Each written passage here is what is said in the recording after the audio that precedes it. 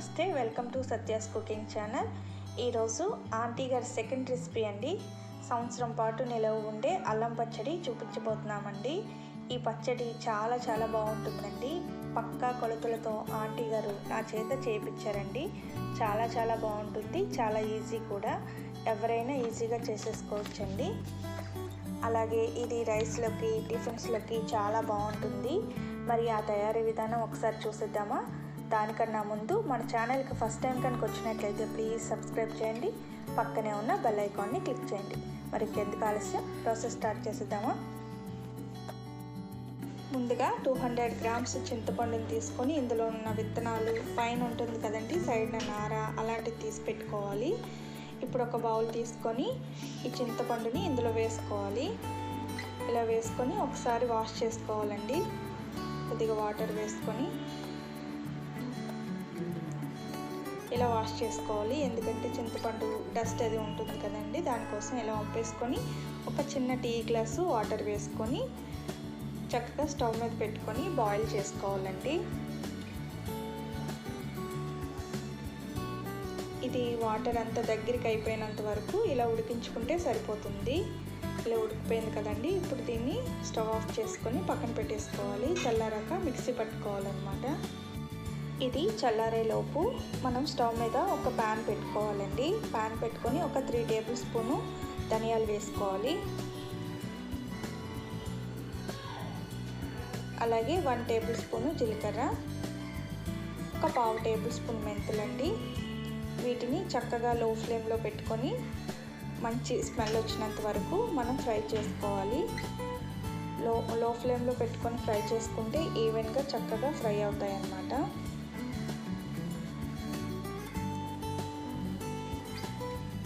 ఇదిగోండి, ఇవి కూడా ఫ్రై అయిపోయి ఇప్పుడు స్టవ్ ఆఫ్ చేసుకొని వీటిని కూడా చల్లార్చుకోవాలి. ఇప్పుడు ఇవి చల్లారాక ఒక మిక్సీ జార్ తీసుకొని పొడి చేసుకోవాలండి. ఫైన్ పౌడర్లా చేసుకోవాలి. ఇదిగోండి, ఇలా ఫైన్ పౌడర్లా చేసుకోవాలన్నమాట. దీన్ని ఒక బౌల్లోకి తీసేసుకుందాం.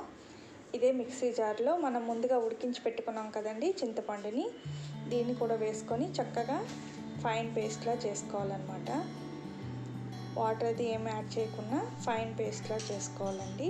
ఇలా చేసుకోవాలి. దీన్ని కూడా ఒక బౌల్లోకి తీసేసుకుందాం. ఇప్పుడు ఇవన్నీ రెడీ చేసి పెట్టుకున్నానండి. బెల్లం తురుము పెట్టుకున్నాను.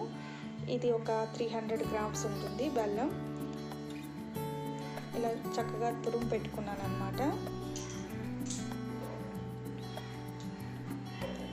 అలాగే ఒక 250 గ్రామ్స్, 1/2 కేజీ అల్లం తీసుకొని చక్కగా పొట్టు తీసుకొని కడిగేసి శుభ్రంగా ఇలా చిన్న ముక్కల్లా కట్ చేసుకొని ఒక 1 అవర్ ఎండలో పెట్టుకున్నానండి.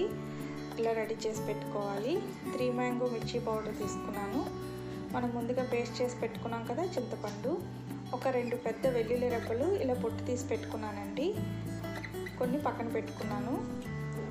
అలాగే ముందుగా పొడి చేసి పెట్టుకున్నాం కదా ధనియాలు, జీలకర్ర, మెంతి పొడి అన్నమాట. ఇవన్నీ రెడీ అయిపోయాయి కదండి. అలాగే కొద్దిగా ఇంగువ కూడా ఉండాలి. ఇప్పుడు స్టవ్ మీద ఒక ప్యాన్ పెట్టుకొని 3 టేబుల్ స్పూన్ ఆయిల్ వేసుకోవాలండి. ఆయిల్ కొంచెం హీట్ అయినాక మనము అల్లం ముక్కలు వేసుకోవాలన్నమాట. ఇది 1/2 కేజీ అండి. చక్కగా పొట్టు తీసుకొని కడిగి శుభ్రం చేసుకొని పొడిపట్టుతో తుడుచుకొని ఇలా చిన్న పీసెస్గా కట్ చేసుకొని ఎండలో 1 అవర్ పెట్టుకున్నానండి. అలాగే ఒక 20 వెల్లుల్లి రెబ్బలు, వీటిని కూడా వేసుకొని కొంచెం ఫ్రై చేసుకోవాలి. కొంచెం బ్రౌన్ కలర్ వచ్చినంత వరకు వీటిని ఫ్రై చేసుకోవాలన్నమాట. ఇంకా ఏమైనా తేమ ఉంటే పోతుంది మనం ఇలా ఫ్రై చేసుకోవడం వల్ల, ఎక్కువ రోజులు నిలవ ఉంటుంది. ఇప్పుడు 3 టేబుల్ స్పూన్ సాల్ట్ వేసుకోవాలండి. 3-3.5 అయితే సరిపోతుంది. దీన్ని కూడా వేసుకొని ఒక 1 or 2 మినిట్స్ ఇలా ఫ్రై చేసుకోవాలి. లో ఫ్లేమ్లోనే చేసుకోవాలండి. హైలో కానీ మీడియంలో కానీ అస్సలు పెట్టకూడదు. అలాగే 1/2 టేబుల్ స్పూన్ పసుపు వేసుకోవాలి. ఇప్పుడు ముందుగా పేస్ట్ చేసి పెట్టుకున్నాం కదండి చింతపండు పేస్ట్ని కూడా ఇందులో యాడ్ చేసుకోవాలి. ఈ ప్రాసెస్ అనేది నాకు చాలా బాగా నచ్చిందండి. చాలా బాగుంది కూడా. పచ్చడి చాలా టేస్టీగా ఉందండి. ఒక్కసారి రుచి చూసారంటే మరలా చేసుకుంటారు. అంత బాగుంటుంది పచ్చడి. ఇది కొంచెం ఫ్రై చేసుకున్నాక ఇలా వేయించుకున్నాక ఇప్పుడు 300 గ్రామ్స్ బెల్లం అండి, ఇలా సన్నగా తరిగి పెట్టుకున్నాం కదా, దీన్ని కూడా వేసుకోవాలి. బెల్లం కరిగినంత వరకు 3 or 4 మినిట్స్ ఇలా చక్కగా లో ఫ్లేమ్లో కలుపుకుంటూ మనం దీన్ని కూడా కుక్ చేసుకోవాలి. ఇవన్నీ బాగా ఈ పులుపు, అల్లం, బెల్లం, ఉప్పు ఇవన్నీ బాగా కలిసి కుక్ అయ్యి చాలా బాగుంటుందండి. టేస్ట్ అనేది ఎక్కువ రోజులు నిల్వ ఉంటుందన్నమాట, సంవత్సరం పాటు ఇలా కుక్ చేసుకోవడం వల్ల. చూసారా బెల్లం అది చక్కగా కరిగిపోయింది కదా. ఇలా ఉడికినాక ఇప్పుడు దీన్ని పక్కన దించేసుకోవాలి, స్టవ్ ఆఫ్ చేసుకొని. ఇప్పుడు ఇందులోకి ఒక 150 గ్రామ్స్ కారం పడుతుందండి. 3 మ్యాంగో మిర్చి పౌడర్ తీసుకున్నాను నేను. ఇప్పుడు వేసుకొని చక్కగా అంతా కలిసేటట్టు ఇలా కలుపుకోవాలి. అలాగే ముందుగా పొడి చేసి పెట్టుకున్నాం కదండి ధనియాలు, జీలకర్ర, మెంతులు, దీన్ని కూడా వేసుకొని చక్కగా అన్నీ బాగా కలిసేటట్టు బాగా మిక్స్ చేసుకోవాలండి. మీకు ఇది టైట్గా అనిపిస్తే ఒక 1/2 కప్పు వాటర్ తీసుకొని బాయిల్ చేసుకొని వేసుకుంటే సరిపోతుందండి. మనకి ఈజీగా మిక్సీ పట్టుకోవడానికి ఈజీగా ఉంటుందన్నమాట. ఇప్పుడు ఒక మిక్సీ జార్ తీసుకొని ఇందులో వేసుకోవాలి. ఇలా వేసుకొని ఫైన్ పేస్ట్లా చేసుకోవాలి. చూసారా ఇలా చేసుకోవాలన్నమాట. దీని ఒక బౌల్లోకి తీసేసుకోవాలి. ఇలా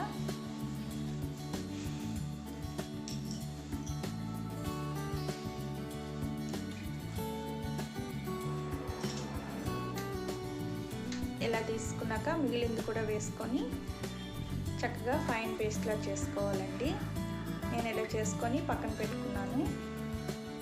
స్టవ్ మీద కడాయి పెట్టుకొని ఒక 1/2 లీటరు నువ్వుల నూనె వేసుకుంటున్నానండి. నువ్వుల నూనె కానీ లేదంటే పల్లి నూనె కానీ బాగుంటుంది దీనికి. ఇప్పుడు ఆయిల్ కొంచెం హీట్ అయినాక ఒక 3 టేబుల్ స్పూను పచ్చిశనగపప్పు వేసుకోవాలి.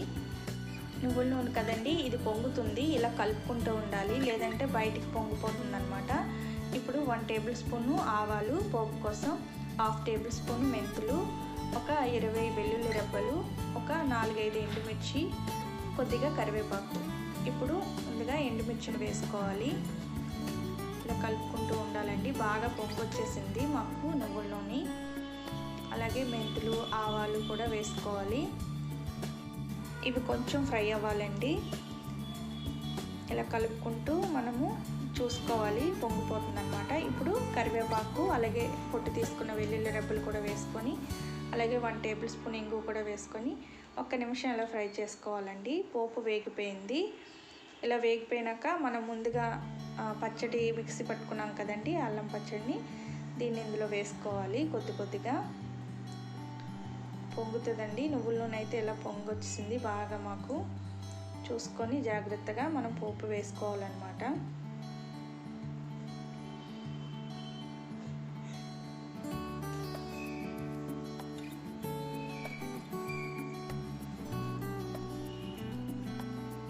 ఇలా వేసుకున్నాక అంతా కలిసేటట్టు ఇలా కలుపుకోవాలి.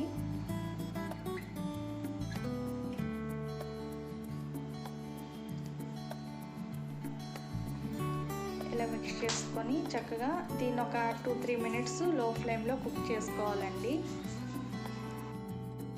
ఇంకా తేమ ఏమైనా ఉంటే పోతుందండి, అందుకోసమని 3 మినిట్స్ తర్వాత మనం ఇంకా స్టవ్ ఆఫ్ చేసుకొని ఇది పూర్తిగా చల్లారాలండి. చల్లారాక అప్పుడు మనం ఎయిర్టైట్గా ఉన్న కంటైనర్లో కానీ లేదంటే ప్లాస్టిక్ డబ్బాలో కానీ ఎందులో అయినా స్టోర్ చేసుకుంటే 1 ఇయర్ పాటు నిలవ ఉంటుందండి. దీన్ని నేను ఒక బౌల్లోకి తీసుకున్నానండి. ఇలా తీసుకొని ఒక 3 డేస్ దీన్ని ఈ పచ్చడిని బయట ఉంచానన్నమాట. అలా ఉంచిన తర్వాత మనము గాజు సీసాలో కానీ లేదంటే ఎయిర్టైట్గా ఉన్న కంటైనర్లో ఎందులో అయినా స్టోర్ చేసుకొని ఫ్రిడ్జ్లో పెట్టుకుంటే ఇంకా ఫ్రెష్గా మనం ఇప్పుడే చేసుకున్నట్టు ఫ్రెష్గా ఉంటుందండి పచ్చడి, అంత బాగుంటుంది. ఇదిగోండి నాకు 3 డేస్కి పచ్చడి అనేది ఇలా సెట్ అయిందనమాట. చూసారా ఎంత బాగుందో, చూస్తుంటేనే నోరూరిపోతుంది కదండి. టేస్ట్ కూడా చాలా బాగుందండి. ఎలా ఉందండి, మీకు నచ్చిందా? మీకు నచ్చినట్లయితే ఒక లైక్ చేయండి, షేర్ చేయండి. ప్లీజ్ మన ఛానల్కి ఫస్ట్ టైం కనుక వచ్చినట్లయితే సబ్స్క్రైబ్ చేయండి. సబ్స్క్రైబ్ చేసినాక పక్కనే ఉన్న బెల్ ఐకాన్ని క్లిక్ చేయండి. Thank you for watching.